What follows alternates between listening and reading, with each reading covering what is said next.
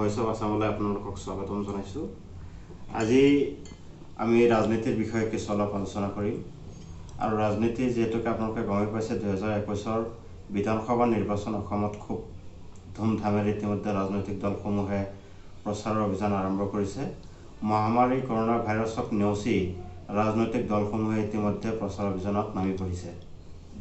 সমান্তৰালকৈ চৰ্চা হৈছে যে কংগ্ৰেছ আৰু AIUDFত যেটো মিত্ৰতা, এই মিত্ৰতাৰ লগতে অন্যান্য যিসমূহ দল আছে সেইসমূহৰ বিষয়েও চৰ্চা হৈছে। সমান্তৰালকৈ চৰ্চা হৈছে যে আন্দোলনৰ পিছত শিল্পী সমাজ দুটা ভাগত বিভক্ত হৈছে।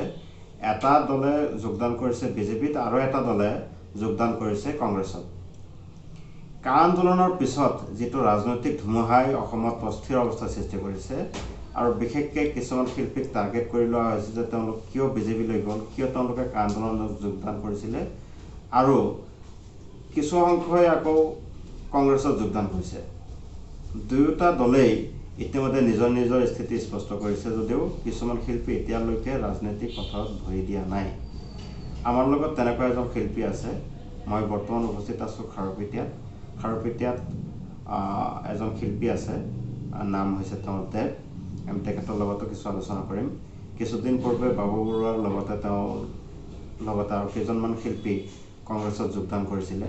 প্ৰথমতে আমি বাবু বৰুৱাৰ লগত হয়তো যিখিনি কংগ্ৰেছত যোগদান পৰ্বৰ ইণ্টাৰভিউ আমি দেখিছিলোঁ, তেখেতৰ স্থিতিও তেওঁ স্পষ্ট কৰিছে। আৰু তেওঁৰ লগতে যোগদান কৰা দেৱ আমাৰ লগত আজি উপস্থিত আছে। আমি পোনে দেৱৰ লগত কিছু কথা পাতিব বিচাৰিছোঁ। তেওঁ কংগ্ৰেছত কিয় যোগদান কৰিলে, নাইবা তেওঁ ৰাজনীতিলৈ তেওঁ কিয় আহিব লগা হ'ল, এই গোটেই বিষয়াদি আমি আজি আলোচনা কৰিম।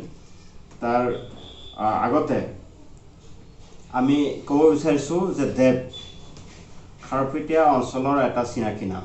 তেওঁ ইতিমধ্যে কেইবাটাও এলবামত তেওঁ অভিনয় কৰিছে। ইয়াৰ ভিতৰত আছে অ নাজি তৰা, তাৰপিছত আছে নেনগাৰী, মৰমৰ নৈ, মায়াবিনী ইত্যাদি কেইবাটাও এলবামত তেওঁ ইতিমধ্যে অভিনয় কৰি এই যথেষ্ট সমাদৰ লাভ কৰিবলৈ সক্ষম হৈছে। আমি প্ৰথমতে দেৱক স্বাগতম জনাইছোঁ। আপোনাক স্বাগতম। ধন্যবাদ। হয়, প্ৰথমতে আপোনাৰ পৰা জানিব বিচাৰিছোঁ যে ৰাজনৈতিক বিষয়বিলাক আমি আলোচনা কৰিম বাৰু। আপুনি ৰাজনীতিত কিয় আহিছে, কেনেকৈ আহিল, এই গোটেই বিষয়বিলাক আমি আলোচনা কৰিম। তাৰ আগতে আপোনাৰ যিহেতু সংগীত শিল্পৰ লগত আপুনি যিহেতু জড়িত, সংগীতৰ জগতখনলৈকে আপুনি কেনেকৈ আহিল, নাইবা আপোনাক এই জগতলৈ কোনে আনিলে, আপোনাৰ ৰুচি অভিৰুচি কি আছে সেই সম্পৰ্কে জনাব উচিত। হয়, প্ৰথম ভাল কথা সুধিছে। প্ৰথম অৱস্থাত কেনেকৈ আহিলোঁ মানে মই সৰুৰ পৰাই নৃত্যৰ লগত জড়িত আছিলোঁ। তেনেকৈ বহু অডিশ্যন দিছিলোঁ। মই সৰুতে অসমৰ এক শ্ব' আছিল অসমত ৰেঙনি চেনেল, ৰেঙনি চেনেলতে কিবা এটা শ্ব' আহিছিল, আছাম গড টেলেণ্ট তেনেকুৱা কিবা এটা নাম মই পাহৰিলোঁ। সেইটোৰ শ্ব'ত মই প্ৰথমতে পাৰ্টিচিপেট কৰিছিলোঁ। তাৰপিছৰ পৰা লাহে লাহে এনেকৈ মই অভিনয়ৰ লগত জড়িত হৈছিলোঁ। কিমান চনত আহিছিলে আপুনি? মই মোটামুটি আপোনাৰ 16 চনত প্ৰথম খোজ দিছিলোঁ। 2016 চনৰ লাষ্টৰ ফালে মোৰ প্ৰথম কেইবাটাও গীত আহিছিল। তাৰে মাজত আপোনাৰ জনপ্ৰিয় হৈছিল নেনগাৰী, যিটো জুবিন দাই গাইছিলে নেনগাৰী। সেইটো গানৰ পৰাই মই অলপ মানুহৰ মাজত মানে অলপ সমাদৰ পাবলৈ এক সক্ষম হৈছিলোঁ বুলি ভাবোঁ।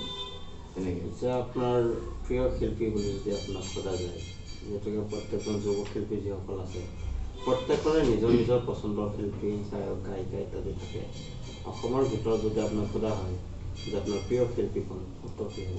প্ৰিয় শিল্পী বুলি ক'লে একদম সকলোৰে মৰমৰ জুবিন দা আৰু লগতে বাবু বৰুৱা, এনেকুৱা আৰু যতীন দা আছিল। কিন্তু যতীন দাটো আপোনালোকে সকলোৱে গম পায় যতীন দাই কি কৰিলে, কিন্তু তেওঁক এতিয়াও শিল্পী হিচাপে মই বহুত সন্মান কৰোঁ। তেওঁ এজন অভিজ্ঞ শিল্পী, এজন ভ্ৰাম্যমানৰ মানে A+ এক্টৰ বুলি ক'লেও ভুল নহ'ব। তেওঁক শিল্পী হিচাপে মই সন্মান কৰোঁ যথেষ্ট। দেখা গৈছে যে অসমৰ যিখিনি কলা কৌশলী যিবিলাক আছে, এই শিল্পী সমাজৰ আচলতে ক'বলৈ গ'লে শিল্পী বুলি ক'বলৈ হ'লে শিল্পীসকল জনতাৰ কণ্ঠ হিচাপে থিয় দিয়ে। যিবিলাক নিষ্পেষিত শোষিত যিবিলাক লোক আছে তেওঁলোকৰ এটা কণ্ঠ বুলি আমি জানো। ডক্টৰ ভূপেন হাজৰিকাৰ পৰা আৰম্ভ কৰি ৰূপকোঁৱৰ জ্যোতিপ্ৰসাদ আগৰৱালা, তাৰপিছত ৰাভাদেৱ, গোটেইখিনি তেওঁলোকে অসমৰ নহয় গোটেই বিশ্বৰ তেওঁলোকে নিপীড়িত শোষিত জনতাৰ এটা কণ্ঠ হিচাপে আছে। আজিৰ তাৰিখত দেখা গ'ল যে শিল্পীসকল এটা নিৰ্দিষ্ট ভাৱনা, নিৰ্দিষ্ট আদৰ্শ তেওঁলোক বিশ্বাসী, তেওঁলোক ক্ৰমান্বয়ে ৰাজনীতিক দলে তেওঁলোকে ঢাল খাইছে। আগৰ শিল্পী আৰু বৰ্তমান শিল্পীৰ লগত যদি তুলনা কৰা হয় তেতিয়াহ'লে আপোনাৰ দৃষ্টিত তেনেকুৱা কি পাৰ্থক্য দেখা যায়? আপুনি যিসকল ব্যক্তিৰ কথা ক'লে তেওঁলোকো গ্ৰেট মহান তেওঁলোক, কিন্তু তেওঁলোকক কিন্তু ৰাজনীতি কৰিছিল। আপুনি যদি ভূপেন হাজৰিকাদেৱৰ পুৰণি কথাবিলাক উলিয়াই লয়, তেওঁ কিন্তু কোনোবা এটা দলৰ পৰা ৰাজনীতি খেলিছিল। তেওঁ হয়তো জয়লাভ কৰিব পৰা নাই, সেইটো এটা বেলেগ কাৰণ, কিন্তু তেওঁ জড়িত আছিল। প্ৰত্যেকজন ব্যক্তিয়ে কিন্তু নিজৰ নিজৰ স্থিতিত তেওঁলোক ৰাজনীতি কৰিছিল। কিন্তু কিছুমানে এতিয়া মানে এই শিল্পীটোক বদনাম যিসকল ব্যক্তিয়ে কৰিলে, মানে এই কা আন্দোলনৰ পৰাই কিন্তু সেই কথাটো মানে মানুহে বেছিকে মানে আপোনাৰ আলোচনা কৰি আছে যে শিল্পীসকল, আপুনি যিটো কথা সুধিছে মোক, শিল্পীসকল স্বাৰ্থপৰ নেকি, সেই কথাটোৱে সুধিব খুজিছে মোক যে শিল্পীসকল স্বাৰ্থপৰ নেকি।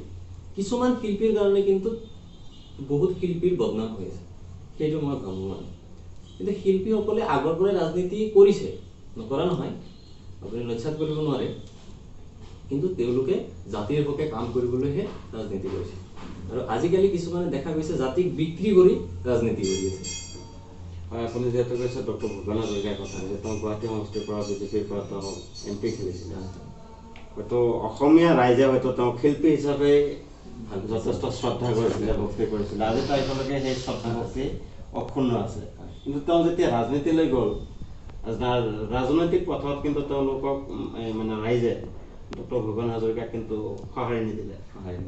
ঠিক তেনেকৈ আজিৰ তাৰিখত যিসকল শিল্পী কলাকুশলী যিবিলাক ৰাজনৈতিক দলত মানে যোগদান কৰিছে, কংগ্ৰেছ হওক নাইবা বিজেপিয়ে হওক, আপুনি ভাবেনে যে ডক্টৰ ভূপেন হাজৰিকাৰ দ্বাৰা মহান শিল্পী এজন যেতিয়া মানে ৰাইজে আদৰি লোৱা নাই, ভোট জোটত তেওঁক পৰাজয় বৰণ কৰিব লগা হৈছে, আজিৰ তাৰিখৰ শিল্পীসকলক তেনেকৈ আদৰি লোৱা বুলি আপুনি বিশ্বাস কৰে? মই আপোনাৰ প্ৰথম যদি মই ক'ব যাওঁ, কিছুমান ক্ষেত্ৰত কিছুমান শিল্পীক কিন্তু মানুহে এতিয়াও বিশ্বাসত লৈ আছে, নোলোৱা নহয় একেবাৰে। তেনেকুৱা এতিয়া যিসকল ব্যক্তিয়ে বিজেপিত যোগদান কৰিছে, তেওঁলোকে একচুৱেলি এজেণ্ডাটো তেওঁলোকৰ কি আছিল, কি এজেণ্ডাৰ পৰা তেওঁলোকে বিজেপিলৈ গৈছে, সেইটো কিন্তু এটা আপুনি চাবলগীয়া বিষয়। তেওঁলোক কোনটো স্থিতিত আছিল, তেওঁলোক কা আন্দোলনৰ সময়ত তেওঁলোকে কৈছিল আমি কা নামানো, কা আমি বিৰোধ কৰিছোঁ, বিৰোধ কৰিম। তেওঁ কিছুমান শিল্পী বুলি মই নকওঁ তেনেকৈ ডাইৰেক্ট, কিছুমান অভিনেতাই হওক বা গায়কে হওক, তেওঁলোকে কা আন্দোলনৰ সময়ত কৈছিল যে আমি ভুল কৰিছিলোঁ বিজেপিত যোগদান কৰি। কিন্তু যতীন বৰাদেৱ, তাৰপিছত সীমান্ত শেখৰ আছে আৰু অন্যান্য বহুত কিবা বিদ্যাসাগৰ আছে, তেওঁলোকে কিন্তু কা আন্দোলনত হয় তেনেকুৱা কা আন্দোলনত নাই। কৃষ্ণমণি চুতীয়া তেওঁ কা আন্দোলন কৰা নাছিল, বিজেপিত আছে, কিন্তু তেওঁ কা আন্দোলন কৰা নাছিল। মই বিজেপিত যোৱাটো মই বেয়া নাপাওঁ, নিজস্ব চইচ থাকে কিছুমানৰ, নিজস্ব ব্যক্তিগত কিছুমান চইচ, বাই চইচ তেওঁলোকে বিজেপিত যোগদান কৰিব পাৰে। কিন্তু মই সেইসকল ব্যক্তিৰ কথা কৈছোঁ যিসকল ব্যক্তিয়ে কা আন্দোলনৰ সময়ত একদম আপোনাৰ সন্মুখৰ পৰা নেতৃত্ব দিছিল যে আমি অসমীয়া জাতিৰ সৈতে আছোঁ, অসমীয়া জাতিৰ স্বাৰ্থে আছোঁ।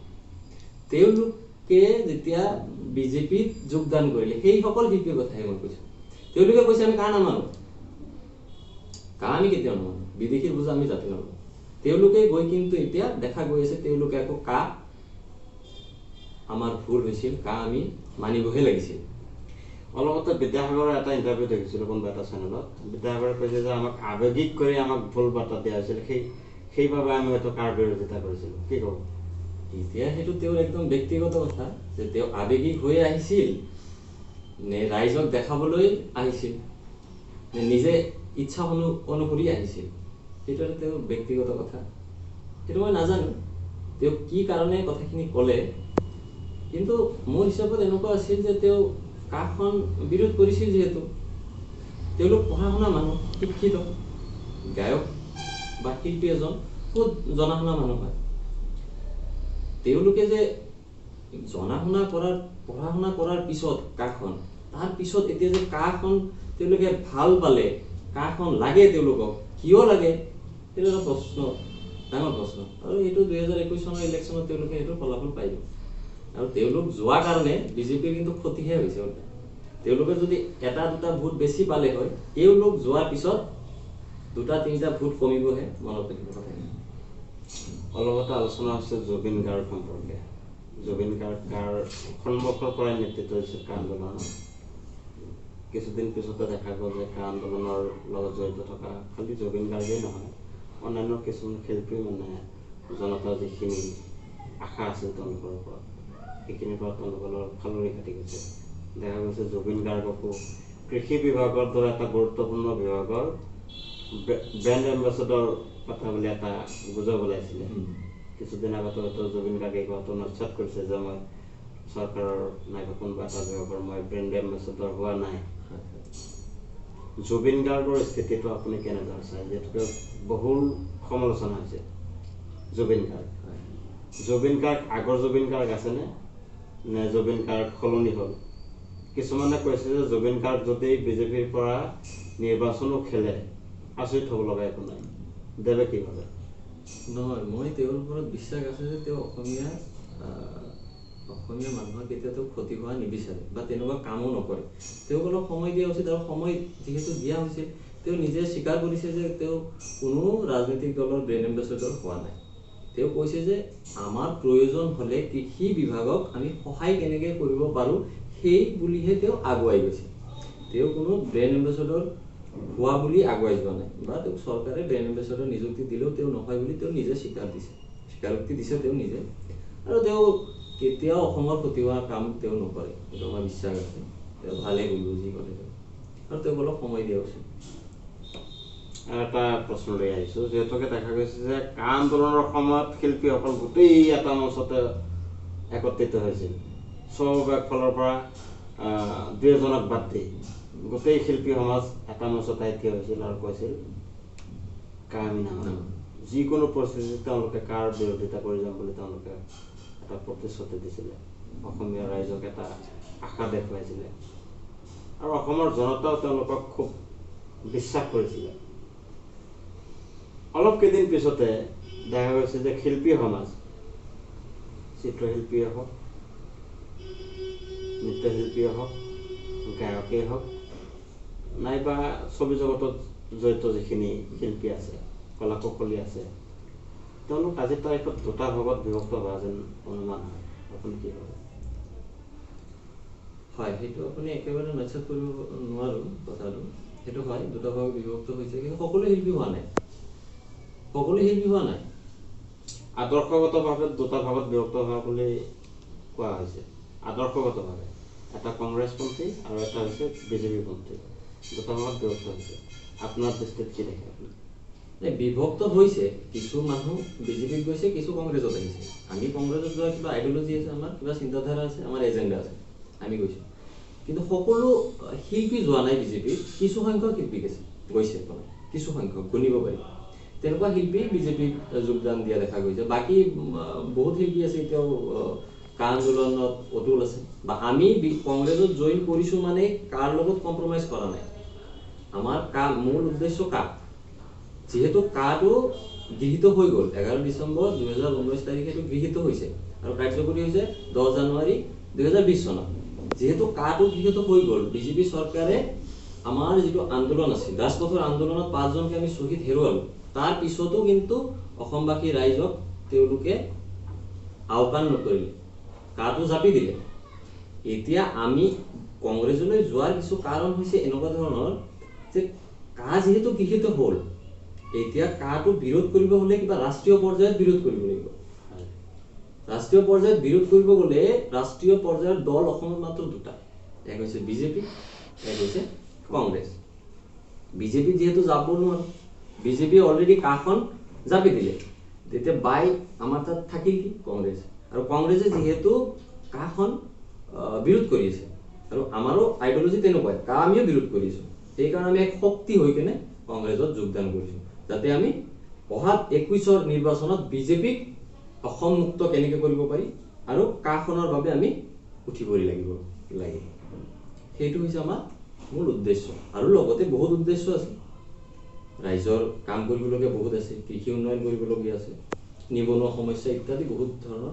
সমস্যা আছে সেইবোৰো আছে কিন্তু মেইন কাখনৰ যেহেতু কাখনৰ আলোচনা হৈ আছে শিল্পীৰ লগত কাটো জড়িত আছে সেইকাৰণে কাটো আমাৰ মেইন লগতে বাকী এজেণ্ডাও আছে আৰু এটা প্ৰশ্ন হয় এইখিনিতে যে ৰাজনীতি আগতেও হৈছে শিল্পী আগতেও আছিলে এতিয়াও আছে ভৱিষ্যতেও থাকিব ৰাজনীতিও থাকিব আজিৰ তাৰিখত প্ৰধানকৈ অসমত যি হাৰে শিল্পী সমাজ ৰাজনৈতিক দলসমূহত যোগদানৰ পৰা আৰম্ভ কৰিছে এটা উৎসৱমুখৰ পৰিৱেশ আগতে কিন্তু এনেকুৱা কোনো ধৰণৰ পৰিৱেশ নাছিল মই বুজি পোৱা নাই শিল্পীসকল হঠাৎ ৰাজনীতিমুখী কিয় হ'ব লগা হ'ল শিল্পীৰ নিজস্ব সত্তা আছে নিজস্ব চিন্তাধাৰা আছে তেওঁলোক জনতাক নিজৰ ফালে আকৰ্ষিত কৰিব পাৰে তেওঁলোক জনতাৰ কণ্ঠ হয় হঠাৎ কিয় ৰাজনৈতিক দলৰ ফালে তেওঁলোক ঢাপলি মেলিব লগা হ'ল এতিয়া চাওক সকলোৰে নিজস্ব কিছুমান চিন্তাধাৰা থাকে এতিয়া বাকীবোৰ বিজেপিত কিয় যোগদান কৰিলে সেইটো তেওঁলোকৰ নিজস্ব ব্যক্তিগত কথা সেইটো নাই মই কৈছো কি কংগ্ৰেছ আৰু বিজেপি বুলি কোনো কথা নাই শিল্পী সমাজ কিয় ইমান ঢাপলি মেলিছে ৰাজনৈতিক দললৈ এই কংগ্ৰেছ হওক ইউডিএফ হওক এজিপি হওক বিজেপি হওক ইউপিপিএল হওক বিপিএফ হওক সেইবিলাক মানে মই সকলো ৰাজনৈতিক দলৰ কথাই কৈছো যে শিল্পী সমাজ আগতে কিন্তু ইমান ৰাজনৈতিক দলত যোগদান কৰা নাছিল তেওঁলোক ৰাজনীতিৰ পৰা দূৰত আছিল অলপতে হিমন্ত বিশ্ব শৰ্মাও কৈছিলে জুবিন গাৰ্গ সন্দৰ্ভত যে জুবিন গাৰ্গ শিল্পী হিচাপে থাকক আমি তেওঁক শিল্পী হিচাপে বিচাৰোঁ তেওঁ কোনো এটা ৰাজনৈতিক দলত তেওঁ যোগদান কৰাৰ দৰকাৰ নাই কিন্তু তাৰ বিপৰীত দৃশ্য দেখা গৈছে মানৱ ৰবীন তাৰপিছত কৃষ্ণমণি চুতীয়া ইত্যাদি ইত্যাদি বিদ্যাসাগৰ যথেষ্ট সংখ্যক শিল্পী যেতিয়া ৰাজনৈতিক দলত যোগদান কৰিছে তেতিয়া সাধাৰণতে এটা প্ৰশ্ন হৈছে যে ইয়াৰ আগতে কিন্তু এনেকুৱা এটা পৰিৱেশ সৃষ্টি হোৱা নাছিল হঠাৎ কিয় ৰাজনৈতিকমুখী হ'ব লগা হ'ল এই শিল্পীসকল নাই ইয়াৰ আগত কিন্তু এনেকুৱা পৰিৱেশো নাছিল অসমত ইয়াৰ আগত আপুনি চাব যদি যায় তেতিয়াহ'লে ইয়াৰ আগত এনেকুৱা অসমত পৰিস্থিতিও নাছিল যে শিল্পী সমাজ ইমান একেলগে একগোট হৈ ৰাজপথতো ওলোৱা নাছিল এইটো কিন্তু নাছিল মেইন উদ্দেশ্য কিন্তু মই যদি চাব যাওঁ মোৰ ব্যক্তিগত মানে চিন্তাধাৰা এইটো যে এই কাখন অহাৰ পিছত যেতিয়া অসমীয়া জাতিৰ ওপৰত যিটো নিৰ্যাতন চলিছে কিছুমান শিল্পীয়ে সেইটো পজিটিভলি গৈছে জাতিৰ স্বাৰ্থে গৈছে কিছুমানে জাতি বিক্ৰী কৰাৰ স্বাৰ্থে গৈছে ইয়াৰ আগত আপুনি যেনেকৈ সুধিলে মোক ইয়াৰ আগতে কিন্তু এনেকৈ একে সমদলে কিন্তু কোনো মানে আপোনাৰ কোনো ৰেকৰ্ড নাই তেনেকুৱা যে একেলগে ইমান মানে শিল্পীয়ে ৰাজনীতি দলত যোগদান কৰিছে ইয়াৰ আগত কাখনৰ নিচিনা এটা ইমান ডাঙৰ এটা সমস্যাও কিন্তু অসমত নাছিলে যিটো সমস্যা তেওঁলোকে এতিয়া বলবৎ কৰিছে বিজেপি চৰকাৰে যদি ভাবোঁ এতিয়ালৈকে কা বাৰে বাৰে উচ্চাৰণ হৈ আছে কা সন্দৰ্ভত দেৱৰ স্থিতি কেনেকুৱা কাক কি হিচাপে তেওঁ বিবেচনা কৰে কা আহিলে যিহেতুকে বলবৎ হৈছে আমাক আগত গৃহীত হৈছে কা যদি অসমত বলবৎ কৰা হয় তেতিয়াহ'লে অসমৰ কি লাভ হ'ব আৰু যদি কা যদি নোহোৱা হয় তেতিয়াহ'লে অসমৰ কি লছ হ'ব যিহেতুকে এটা নিৰ্দিষ্ট আদৰ্শত বিচাৰি বিজেপিৰ যিবিলাক ভাতৃ সংগঠন আছে নাইবা বিজেপি তেওঁলোকে কৈ আছে যে কাটো খুব জৰুৰী অসমীয়া জাতিক বচাবলৈ কাখন বহুত জৰুৰী বুলি তেওঁলোকে কৈছে দেৱে কি ভাবে যে কা লাগিবই নেকি অসমীয়া জাতিক বচাবলৈ এতিয়া মই যিখিনি মই পঢ়িছোঁ সেইখিনি কাটো এনেকুৱা এটা চেণ্টেন্সো নাই য'ত নেকি অসমীয়া বচাব তাতে আপোনাৰ কাখনত সম্পূৰ্ণভাৱে ধুনীয়াকৈ স্পষ্ট লিখা আছে 14 চনৰ আগত অহা সকলো অবৈধ হিন্দুৱে হওক খ্ৰীষ্টানেই হওক জৈন হওক মুছলমান মানে সকলো ধৰ্ম লোকক তেওঁলোকে আশ্ৰয় দিব স্পেচিয়েলি তাৰ বাংলাদেশৰ পৰা অহা মানুহখিনিক তেওঁলোকে নাগৰিকত্ব দিব কিন্তু আমাৰ কথাটো কি 71ৰ পিছত কোনো বাংলাদেশী আহিব নোৱাৰে বা কোনো বিদেশীৰ বোজা আমি জাপি নলওঁ তো যেতিয়া 14 চনৰ আগত অহা মানুহখিনিয়ে বা বাংলাদেশৰ পৰা পোনপটীয়াকৈ ক'ব গ'লে বাংলাদেশৰ পৰা যিবিলাক মানুহ অসমত আহিব তেওঁলোকে অসমীয়া ভাষা গ্ৰহণ কৰিবনে ভাষা আমি হেৰুৱাব লাগিব যদি কাখন গৃহীত হয়। অসমত যদি কাখন গৃহীত হয় প্ৰথমতে আমি ভাষাটো হেৰুৱাব লাগিব অসমীয়া মানুহে। ইয়াতেতো মই কেতিয়াও বা কল্পনাও কৰিব নোৱাৰো যে অসমীয়া জাতিৰ ইয়াতে লাভ বা কিবা ভাল হ'ব বুলি ভাবে। তেওঁলোকৰ এটা ভোট বেংক ৰাজনীতি, তাৰ বাহিৰে মই কাত একো দেখা নাপাওঁ। যিকেই নহওক কাৰ সন্দৰ্ভত ইতিমধ্যে বিভিন্ন মহলত চৰ্চা হৈছে, ৰাষ্ট্ৰীয় আন্তঃৰাষ্ট্ৰীয় পৰ্যায়তো বিষয়টো চৰ্চা হৈছে, ৰাষ্ট্ৰসংঘতো বিষয়টো চৰ্চা হৈছে।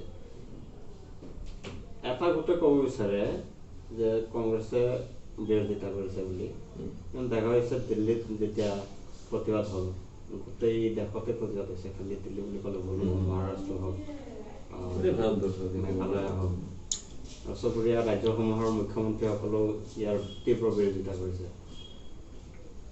এটা বস্তু চৰকাৰী ফালৰ পৰা কোৱা হৈছে, চৰকাৰৰ ফালৰ পৰা কোৱা হৈছে যে যিসকল মাইনৰিটি আছে এক্সেপ্ট মুছলিম নেবাৰিং কাণ্ট্ৰিজ যিবিলাক আছে, বাংলাদেশ হওক, ম্যানমাৰ হওক, তাৰপিছত পাকিস্তান হওক, আফগানিস্তান হওক, সেই দেশসমূহত যিবিলাক মাইনৰিটি আছে, ধৰ্মীয় মাইনৰিটি যিবিলাক আছে, ধৰ্মীয় সংখ্যালঘু, তেওঁলোকক ভাৰতত আশ্ৰয় দিয়া হ'ব, তেওঁলোকক নাগৰিকত্ব দিয়া হ'ব। কিন্তু চাইনাটোতো হিন্দু আছে, ম্যানমাৰত আছে, শ্ৰীলংকাত আছে, তেওঁলোকৰ কথাত কিন্তু এই বিজেপি চৰকাৰে নাইবা তেওঁলোকৰ যিটো মেনিফেষ্টো আছে তাত কিন্তু তেনেকুৱা কোনো ধৰণৰ কথা উল্লেখ নাই। আপুনি কি ভাবে? মানে প্ৰশ্নটো হৈছে যে বিজেপিয়ে কৈ আছে যে এইবিলাক ধৰ্মীয় সংখ্যালঘু যিবিলাক আছে বাংলাদেশ, পাকিস্তান, আফগানিস্তান ইত্যাদি দেশবিলাকত, কিন্তু তেওঁলোকে শ্ৰীলংকাক এৰি দিছে, চুবুৰীয়া ৰাষ্ট্ৰ, ম্যানমাৰ এৰি দিছে, চুবুৰীয়া ৰাষ্ট্ৰ, নেপাল এৰি দিছে। নেপাল যিহেতুকে হেৰি হয়, হিন্দু বহুল হয়, সেইটো বেলেগ কথা। চীনতো ধৰ্মীয় সংখ্যালঘু আছে। সেইসমূহ ৰাষ্ট্ৰৰ পৰা যিবিলাক লোক আছে, খ্ৰীষ্টিয়ান হওক, বুদ্ধিষ্ট হওক, জৈন হওক, সেইবিলাক লোকক নাগৰিকত্ব দিয়াৰ কথা কিন্তু বিজেপি চৰকাৰখনে কোৱা নাই। আপুনি কি ভাবে যে মুছলমানক এৰি যিসকল বাংলাদেশ, পাকিস্তান আৰু আফগানিস্তানৰ কথা কৈছে, চুবুৰীয়া ৰাষ্ট্ৰ শ্ৰীলংকা, ম্যানমাৰ আৰু চীন, এই ৰাষ্ট্ৰসমূহতো ভাৰতৰ চুবুৰীয়া ৰাষ্ট্ৰ, সেই ৰাষ্ট্ৰসমূহতো ধৰ্মীয় সংখ্যালঘু আছে, তেওঁলোকক কিয় এই CAA ইয়াৰ সুবিধাৰ পৰা বঞ্চিত কৰা হৈছে? আপুনি কি ভাবে? এতিয়া সেইটো কিয় বঞ্চিত কৰা হৈছে সেইটো বিতংকে মই নাজানিম, কিন্তু মই এটা কথা জানো যে কোনো বেলেগ শ্ৰীলংকাই কওক আপুনি বা আফগানিস্তানেই কওক, তেওঁলোকৰ কোনো হিন্দু মানুহে তেওঁলোকৰ ব্যৱসায় এৰি ভাৰতবৰ্ষত বা অসমত তেওঁলোকে নাহে। এইটো এটা বিজেপিয়ে অলৰেডি যিহেতু বাংলাদেশী বহুত অসমত আছে, হিন্দুৱে হওক বা মুছলমানেই হওক, সেইখিনিকে তেওঁলোকে সংস্থাপন দিব আৰু পৰাপক্ষত বাংলাদেশৰ পৰা তেওঁলোকে বেংগলী হিন্দু যিসকল আছে তেওঁলোকক নাগৰিকত্ব দিয়াৰ প্ৰাধান্যটো তেওঁলোকে বেছি দিছে। তেওঁলোকে গম পায় চীনত থকা কোনো হিন্দু মানুহ ভাৰতবৰ্ষত নাহে, তেওঁলোকৰ বিজনেছ এৰি ইয়াতে তেওঁলোকে বসবাস কৰিবলৈ নাহে, তেওঁলোকে সেইটো ভালকে জানে। তো বাংলাদেশৰ পৰা অহা বা বাংলাদেশৰ পৰা আনাৰ যিটো পৰিকল্পনা, তেওঁলোকৰ মেইন ফকাছটো অকল বাংলাদেশক তেওঁলোকে কৰিব নোৱাৰে। সেইকাৰণে তেওঁলোকে সেই বাংলাদেশৰ পৰা মানুহ আনি ইয়াতে নাগৰিকত্ব দি তেওঁলোকে ভোট বেংক বৰাবৰ এটা যিটো ৰাজনীতি, সেইটোৰ কাৰণে মই সেইটো বুলি ভাবোঁ। বেলেগ এটা প্ৰশ্ন লৈ আহিছোঁ। দেখা গৈছে কৰোণা মহামাৰীৰ পিছত ভাৰতৰ অৰ্থনীতি একেবাৰে বিধ্বস্ত হৈ গৈছে।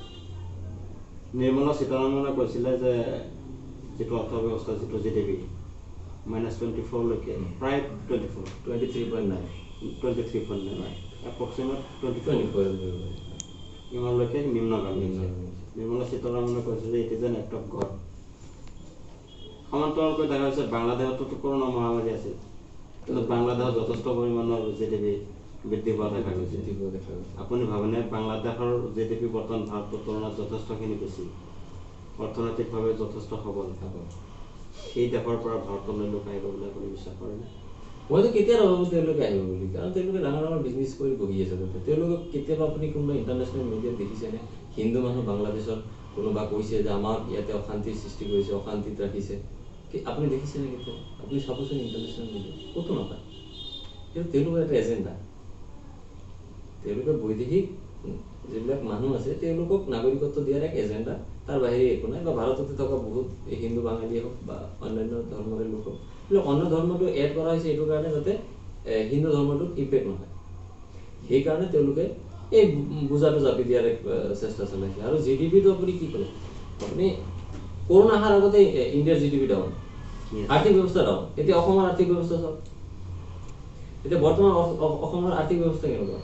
ফাইনেন্স মিনিষ্টাৰে নিজে কৈছে, অসমৰ হিমন্ত বিশ্ব শৰ্মা ডাঙৰীয়া তেওঁ নিজে কৈছে যে আমি কৰোণাত চিকিৎসা কৰিবলৈ আমাৰ তাত পইচা নাই, অৰ্থ নাই। কিন্তু তেওঁলোকে কিন্তু আঁচনি কেইটা দি আছে, 830 টকাকৈ সোমাব, গৰ্ভৱতী মহিলাক পইচা কেনেকৈ দিব, কিন্তু কৰোণা ট্ৰিটমেণ্ট কৰিবলৈ তেওঁলোকৰ তাত পইচা নাই। তেতিয়াহ'লে আপুনি চাওক, আৰু তেওঁলোকে যেতিয়া ৰাজনীতিত আহিছিল 2016 চনত, তেওঁলোকৰ এজেণ্ডা কি আছিল? বাংলাদেশৰ পৰা মাটি পাৰাপক্ষে আনিব, বাংলাদেশক মাটি দিলে। তেওঁলোকে কৈছে নিবনুৱা সমস্যা, 22 লাখ নিবনুৱা সমস্যা আমি গভৰ্ণমেণ্ট চাকৰি দিম। কেইটা নিবনুৱা সমস্যা দূৰ কৰিলে? আৰু এতিয়া বৰ্তমান অসমত নিবনুৱা কিমান? 25 লাখৰ, মোটামুটি 25 লাখৰ কাষাকাষি। তেতিয়াহ'লে তেওঁলোকে দিয়া প্ৰতিশ্ৰুতি, এটা প্ৰতিশ্ৰুতি ৰাখিব পাৰিছেনে তেওঁলোকে? তেওঁলোকে ব্যৰ্থ হৈছে, চৰকাৰ চলাবলৈ ব্যৰ্থ হৈছে, আৰু ইয়াৰ ব্যৰ্থতা 2021 চনত নিৰ্বাচনত তেওঁলোকে গম পাই যাব। দেখা গৈছে চৰকাৰৰ যিখিনি আৰ্থিক দুৰৱস্থা যিখিনি দেখা গৈছে, ইয়াৰ পিছতো চৰকাৰে কৈছে যে বোলে আমি যথেষ্টখিনি উন্নতি কৰিছোঁ। কেইদিনমান আগতে হিমন্ত বিশ্ব শৰ্মাই কৈছিলে যে বোলে আৰ্টিফিচিয়েল যিটো টেষ্ট আছে কৰোণা, আগতেতো ফ্ৰী হৈছিলে, এতিয়া কৈছে আৰ্টিফিচিয়েল টেষ্ট কৰিবলৈ মানুহে 2000 টকা দিব লাগে। ইয়াৰ পিছতো দেখা গৈছে যে প্ৰতিশ্ৰুতি বনাই নতুন নতুন কিছুমান আঁচনি তেওঁলোকে প্ৰস্তুত কৰি আছে। সেইটোৱে কথা। এতিয়া নতুনকৈ দেখা গৈছে হিমন্ত বিশ্ব শৰ্মাই হিন্দু মুছলিমৰ ৰাজনীতিটোত অলপ বেছিকৈ তলব লগাই আছে। এফালে নিবনুৱা সমস্যা, মূল্য বৃদ্ধি, অন্যান্য আনুষংগিক বহু সমস্যা আছে। সেইবিলাক সমস্যা দূৰীকৰণৰ বিপৰীত মেৰুত তেওঁলোকে অৱস্থান কৰিব। এতিয়া নিৰ্বাচন চাপি হোৱাৰ লগে লগে তেওঁলোকে হিন্দু মুছলিমৰ যিটো ৰাজনীতি, ঘৃণনীয় ৰাজনীতি হৈছে, ৰং দিব চেষ্টা কৰি আছে তেওঁলোকৰ চাওক, এতিয়া নিবনুৱা সমস্যাই হওক বা আৰ্থিকভাৱে তেওঁলোক একদম বৰ্তমান আৰ্থিকভাৱে অসম দুৰ্বল, গোটেই ভাৰতবৰ্ষ দুৰ্বল আৰ্থিকভাৱে। GDP 23.9% ডাউন হৈ গৈছে। তাৰপিছত আপোনাৰ অসমত নিবনুৱা কেইটা সমস্যা দূৰ কৰিছে তেওঁলোকে 5 বছৰত। তেওঁলোকে স্কুটি দিম বুলি কৈ কেইজনক স্কুটি দিলে? তেওঁলোকে যিখিনি এজেণ্ডা লৈ কিনে বিজেপি চৰকাৰে 2016 চনত চৰকাৰ গঠন কৰিবলৈ সক্ষম হৈছিল, সেইকেইটাৰ মাজত তেওঁলোকে কেইটা প্ৰতিশ্ৰুতি এই অসমত তেওঁলোকে মানে প্ৰতিশ্ৰুতি সম্পূৰ্ণ কৰিবলৈ সক্ষম হৈছে? তেওঁলোক ব্যৰ্থ চৰকাৰ এতিয়া বৰ্তমান। চৰকাৰৰ সফলতা আৰু ব্যৰ্থতা যিহেতুকে আপুনি কৈ আছে, এতিয়া আপোনাক যদি এটা প্ৰশ্ন, প্ৰিয় দৰ্শক, আমি এইখিনিতে অলপ শিল্পী যিহেতুকে শিল্পীসকলে সদায় মনৰ কথাটো খোলা খুলিকৈ আলোচনা কৰে। আজি আমি দেৱৰ পৰা অলপ জানিব বিচাৰিম, যদিও তেওঁ কংগ্ৰেছত যোগদান কৰিছে, চৰকাৰৰ সফলতা আৰু বিফলতা সম্পৰ্কে তেওঁৰ পৰা আমি জানিব বিচাৰিম। সোণোৱাল চৰকাৰ আজি প্ৰায় 5 বছৰ প্ৰায় হ'বৰ হ'ল, অলপ কেইদিনমান বাকী আছে, 3-4 মাহমান বাকী আছে।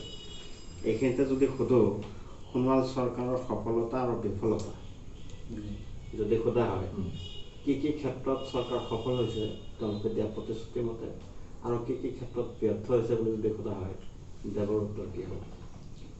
মোৰ প্ৰথম আপোনাৰ ৰিয়েকশ্যনটো হ'ব ব্যৰ্থতা। তেওঁলোকে এটা প্ৰতিশ্ৰুতি যিটো নেকি তেওঁলোকে কৰিছে, এতিয়ালৈকে সম্পূৰ্ণ কৰিছে, এটা এনেকুৱা প্ৰতিশ্ৰুতি দেখাওক যিটো তেওঁলোকে সম্পূৰ্ণ কৰিছে। তেওঁলোকে কৈছে নিবনুৱা সমস্যা দূৰ কৰিম, কৰিব পাৰিছে নাই। জাতি মাটি ভিত্তিৰ কথা তেওঁলোকে কয়, জাতিৰ হকে চিটিজেন এমেণ্ডমেণ্ট এক্ট সেইটো দি কিনে গোটেই অসমত আছাম একৰ্ড উলংঘা কৰিছে। তেওঁলোকে বাংলাদেশক মাটি গতাই দিলে, প্ৰতিশ্ৰুতি তেতিয়াহ'লে ৰাখিলে কোনটো, সেইটোহে আপোনালৈ মোৰ প্ৰশ্ন। প্ৰতিশ্ৰুতিটো প্ৰত্যেকখন চৰকাৰে দিয়ে থাকে, প্ৰতিশ্ৰুতি ৰক্ষাত সংলাংকে ব্যৰ্থ হৈছে, এই কৰাটো নতুন কথা নহয়। আৰু কি কেন্দ্ৰীয় চৰকাৰ, কি ৰাজ্য চৰকাৰ? কেন্দ্ৰীয় চৰকাৰে কৈছিলে GDP-টো বহুত বেয়া বস্তু, তেওঁলোকে GDP প্ৰৱৰ্তন কৰিলে। তেওঁলোকে কৈছিলে পেট্ৰল ডিজেলৰ দাম আমি কমাই দিম, এইটো আকৌ বৃদ্ধি হৈ থাকিল। তেওঁলোকে কৈছিলে চাইনাক আমি লাল লাল আগ দেখাব লাগে, চাইনাই এতিয়া ভূমিত কব্জা কৰি গৈছে। কেতিয়াবা কেতিয়াবা এনেকুৱাও শুনা যায় যে তেওঁলোকে ভাৰতৰ যিবিলাক আগশাৰীৰ যিবিলাক সংবাদ মাধ্যম আছে, সেই বাতৰিসমূহ সম্প্ৰচাৰ কৰাৰ পৰা তেওঁলোকক বিৰত কৰি ৰখা হৈছে। দেখা গৈছিলে কেন্দ্ৰীয় চৰকাৰৰ কথা যদি আলোচনা কৰোঁ, দেখা গৈছিলে যে পুলৱামা যিটো হামলা হ'ল, আতংকবাদী হামলা যিটো হ'ল তাত more than 300 kg RDX আহিছিলে যথেষ্ট 44 CRPF জোৱান তাত শ্বহীদ হ'ল সেই বিষয়টো লৈ চৰকাৰে ৰাজনীতি কৰা দেখা গৈছে আৰু সেইটো সভাৰ সমিতিয়ে প্ৰধানমন্ত্ৰী নাইবা তেওঁলোকৰ সহযোগী যিবিলাক আছিলে তেওঁলোকে প্ৰচাৰ কৰিছে শেহতীয়াকৈ দেখা গৈছে সুশান্ত সিং ৰাজপুতৰ বিষয়টো যিমান চৰ্চা 44জন CRPF জোৱান শ্বহীদ হোৱাৰ পিছত যিটো ৰাষ্ট্ৰীয় পৰ্যায়ৰ সংবাদ মাধ্যমত যিখিনি চৰ্চা হোৱা নাছিল তাতকৈ বেছি চৰ্চা হৈছে সুশান্ত সিং ৰাজপুতৰ এইখিনিতে যদি আপোনাক প্ৰশ্ন কৰা হয় আচলতে গুৰুত্বপূৰ্ণ কোন সুশান্ত সিং ৰাজপুতৰ মৃত্যু নে 44জন CRPF জোৱানৰ যিটো মৃত্যু হ'ল সেইটো বেছি গুৰুত্বপূৰ্ণ কোনটো আপুনি মিডিয়া আৰু চৰকাৰৰ ভূমিকাক আপুনি কেনেদৰে চায় গুৰুত্বপূৰ্ণ কোনটো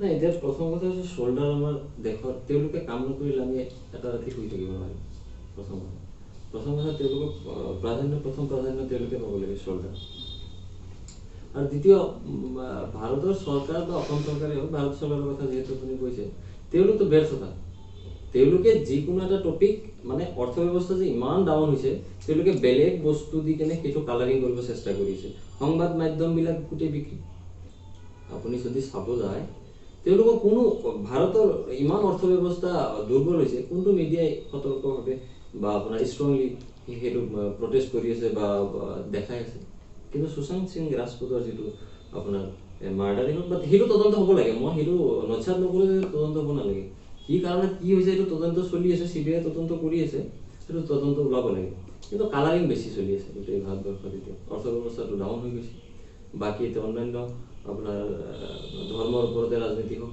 বা অসমত যদি চাব যায় আপোনাৰ মিত্ৰজোঁট যিটো কংগ্ৰেছ আৰু AYDFৰ মিত্ৰজোঁট সেইটোতে অকল মিত্ৰজোঁট কিন্তু আমাৰ অকল AYDFৰ লগত হোৱা নাই আৰু দল সংগঠন আছে লেফটিষ্ট আছে আৰু অন্যান্য বহুত দল সংগঠন আছে কিন্তু অসমবাসী ৰাইজক এটা বস্তু দেখুৱাই ভয় খুৱাই আছে যে বদৰুদ্দিন আজমল যদি কংগ্ৰেছৰ পৰা চৰকাৰ হয় বদৰুদ্দিন আজমল হ'ব অসমৰ মুখ্যমন্ত্ৰী সেইটো একেবাৰে নচ্ছাত মিছা কথা তেওঁলোকে দুদিন আগতে সংবাদ মাধ্যমত তেওঁলোকে নিজে স্পষ্টীকৰণ দিছে যে আমাৰ কংগ্ৰেছৰ পৰা যদি চৰকাৰ হয় মিত্ৰজোঁটৰ চৰকাৰ হ'লে বদৰুদ্দিন আজমল সাহেব তেওঁ কেতিয়াও মুখ্যমন্ত্ৰীৰ কেণ্ডিডেট নহয় তো তেওঁলোকে কিন্তু তথাপিও কিন্তু এই ছবিখন আগফালে ৰাখি ৰাজনীতি কৰি আছে অৰ্থ ব্যৱস্থা ইমান বেয়া কিন্তু ৰাজনীতি তেওঁলোকে কিন্তু বদৰুদ্দিন আজমলহে কৰি আছে অসমত বদৰুদ্দিন আজমলৰ প্ৰসংগ যেতিয়া উত্থাপন হৈছে আপোনাক সুধিব বিচাৰিছোঁ বদৰুদ্দিন আজমল মুখ্যমন্ত্ৰী হ'লেও অসমৰ এনেকুৱা কি লোকচান হ'ব তেওঁ ভাৰতীয় হয় তেওঁ MP যেতিয়া নিৰ্বাচনত উঠি তেওঁ 3বাৰকৈ MP জয়ী হৈছে যদি তেওঁৰ নাগৰিকত্বৰ ওপৰত সন্দেহ আছে নিৰ্বাচন আয়োগ ক'বলৈ গ'লে এতিয়া চৰকাৰ মুঠিতে আছে তেওঁ বদৰুদ্দিন আজমল প্ৰমুখ্যে অন্যান্য যিবিলাক তেওঁলোকৰ দৃষ্টিত যিবিলাক সন্দেহৰ দৃষ্টিৰে যিবিলাক চায় তেওঁলোকৰ নাগৰিকত্ব কৰ্তন কৰা নাই বা তেওঁলোকৰ কেণ্ডিডেটছাৰ কেঞ্চেল কৰাৰ পৰিৱৰ্তে তেওঁলোকে এই গুজবটো কিহৰ কাৰণে তেওঁলোকে উঠাই আছে বুলি আপুনি ভাবে যদি তেওঁ MP হ'ব পাৰিছে তেওঁ মুখ্যমন্ত্ৰী হ'ব নোৱাৰিব তেনেকুৱা কি কথা আছে তেনেকুৱা একো কথা নাই এটাই কথা যে আমি মাইনৰিটি যিহেতু আৰু আমি যিহেতু একক সংখ্যাগৰিষ্ঠ আৰু আপোনাৰ এক মহাজোটবন্ধন আছে আৰু যিটো প্ৰাৰ্থীৰ পৰা বেছি MLA বা বেছি কেণ্ডিডেট থাকিব সেইটো পাৰ্টিকে মুখ্যমন্ত্ৰী দাবীদাৰত প্ৰাধান্য দিয়া হ'ব ইয়াতে কোনো সেইটো সন্দেহজনক কোনো কথা নাই যে তেওঁৱে হ'ব লাগিব বা তেনেকুৱা কথা নাই যিহেতু আমি মাইনৰিটি তো যিটো মানে আপোনাৰ MLA বেছি থাকিব বা বিধায়ক বেছি থাকিব সেইটো পাৰ্টিৰ পৰাই মুখ্যমন্ত্ৰী হ'ব আমি ইয়াতে সুখী সময়ো যথেষ্ট হৈছে শেষৰটো প্ৰশ্নলৈ আহিছোঁ দেৱ ৰাজনৈতিক দলত যোগদান কৰিছে প্ৰত্যক্ষ ৰাজনীতিলৈ আহিব না প্ৰত্যক্ষভাৱে ৰাজনীতিত আছোঁ কিন্তু আপুনি যিটো কথা সুধিব বিচাৰিছে যে টিকেট লৈ MLA খেলাৰ কিবা পৰিকল্পনা আছে নেকি এই 5 বছৰত তেনেকুৱা কোনো পৰিকল্পনা নাই মইতো এনে চেঙা সমষ্টিৰ মানুহ হয় কিন্তু এই 5 বছৰত মোৰ কোনো তেনেকুৱা পৰিকল্পনা নাই যে টিকেট লৈ ৰাজনীতি কৰিব লাগিব বা MLA কেণ্ডিডেট বা দাবীদাৰ তেনেকুৱা কোনো পৰিকল্পনা নাই এনে বাকী দলত থাকি দলৰ কাম কৰিব ইচ্ছা আছে ৰাইজৰ কাম কৰিব ইচ্ছা আছে তেনেকৈ স্পষ্ট কথা ধন্যবাদ জনাইছোঁ যথেষ্ট সময় দিছে আমাক আপোনাৰ মনৰ কথা আমি জানিলোঁ প্ৰিয় দৰ্শক এইখিনিতে আমাৰ লগত আছিলে দেৱ তেখেতৰ মনৰ কথা আমি জানিলোঁ যথেষ্টখিনি কথা তেওঁ আলোচনা কৰিছে তেওঁ কংগ্ৰেছ AYDFৰ মিত্ৰজোঁটৰ কথাও আলোচনা কৰিছে তেখেতে বিজেপি চৰকাৰৰ সফলতা বিফলতা সম্পৰ্কে তেওঁক প্ৰশ্ন কৰা হৈছিলে তেওঁ এটা কথা স্পষ্টভাৱে কৈছে যে কংগ্ৰেছ আৰু AIUDFৰ মিত্ৰতা হোৱা নাই। তেওঁ কৈছে যে আৰু লেফটিষ্ট আৰু অন্যান্য পাৰ্টিসমূহ আছে তেওঁলোকে গোটেইখিনি মিলি এটা মিত্ৰজোঁট গঠন কৰিছে। আনহাতে তেওঁ কৈছে যে কেন্দ্ৰীয় চৰকাৰ আৰু ৰাজ্য চৰকাৰ সমূলাংশে ব্যৰ্থ হৈছে, তেওঁলোক কোনো ক্ষেত্ৰতে সফল হ'ব পৰা নাই, তেওঁলোকৰ প্ৰতিশ্ৰুতি সকলোখিনি ব্যৰ্থ হৈছে। আৰু তেওঁ শিল্পীসকল যে কংগ্ৰেছ আৰু BJP মুখী হৈছে সেই সন্দৰ্ভত তেওঁ খোলাখুলিকৈ তেওঁৰ মনৰ কথা তেওঁ আলোচনা কৰিছে যে শিল্পীসকলৰো ৰাজনৈতিক অধিকাৰ আছে, তেওঁলোকে ইচ্ছা কৰিলে যিকোনো ৰাজনৈতিক দলত যোগদান কৰিব পাৰে। কিন্তু এটা কথা তেওঁ কৈছে যে ৰাজনৈতিক দলত যোগদান কৰিলেও যিখিনি গৰিষ্ঠ সংখ্যক লোকৰ যিখিনি আকাংক্ষা থাকে সেইখিনিলৈ তেওঁলোকে অলপ নজৰ দিব লাগে, তেওঁলোকৰ আৱেগ অনুভূতিক গুৰুত্ব দিব লাগে। কা আন্দোলন সম্পৰ্কে তেওঁ যথেষ্ট খোলাখুলিকৈ কথা আলোচনা কৰিছে। কা সন্দৰ্ভত তেওঁ কৈছে যে তেওঁ আগৰ যি স্থিতিত আছিল তেওঁ সম্পূৰ্ণৰূপে বৰ্তমানো কাৰ বিৰোধিতা কৰি যাব আৰু অনাগত দিনতো তেওঁ কাৰ বিৰোধিতা কৰিব। ধন্যবাদ জনাইছোঁ। আমাৰ অনুষ্ঠান আজিলৈ ইমানতে সামৰিছোঁ। ধন্যবাদ।